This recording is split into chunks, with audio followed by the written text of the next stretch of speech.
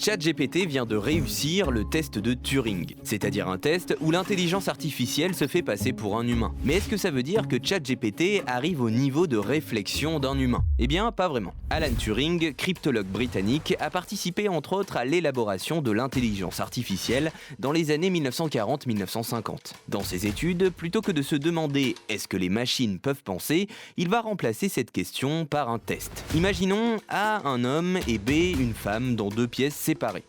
Un observateur pose des questions à l'écrit et doit trouver qui est la femme en fonction des réponses. Donc l'homme doit essayer de se faire passer pour une femme en répondant aux questions que va poser le ou la observatrice. Et la femme doit se faire passer pour une femme, mais sachant qu'elle peut être un homme qui essaierait d'imiter une femme. Après ça, Turing dit « imaginons un second jeu où B est remplacé par une machine ». Maintenant, si l'observateur ou l'observatrice se trompe aussi souvent que dans le premier jeu, alors on peut dire que les machines ont une forme de pensée. Mais l'idée avec ce test, ce n'est pas tant de voir à quel point l'IA reproduit l'intelligence humaine, mais les erreurs humaines. Il dit aussi que, par exemple, si on pose une question qui touche à un calcul à la machine et qu'elle répond trop vite ou qu'elle répond trop bien, immédiatement elle va être repérée. Donc il faut que la machine puisse produire des erreurs volontaires. Donc ChatGPT vient de réussir ce test avec 70% de ressemblance à un humain.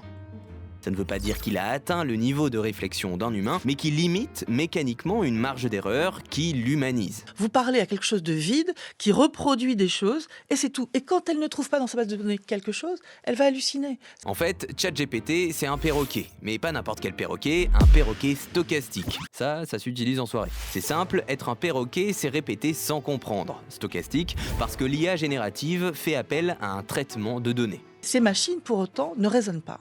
Elles sont sur la surface, elles font des statistiques. Ce qu'ils font, ils imitent le langage sur quelques mots, il n'y a pas d'idée derrière, il n'y a pas de vision, il n'y a pas d'intention.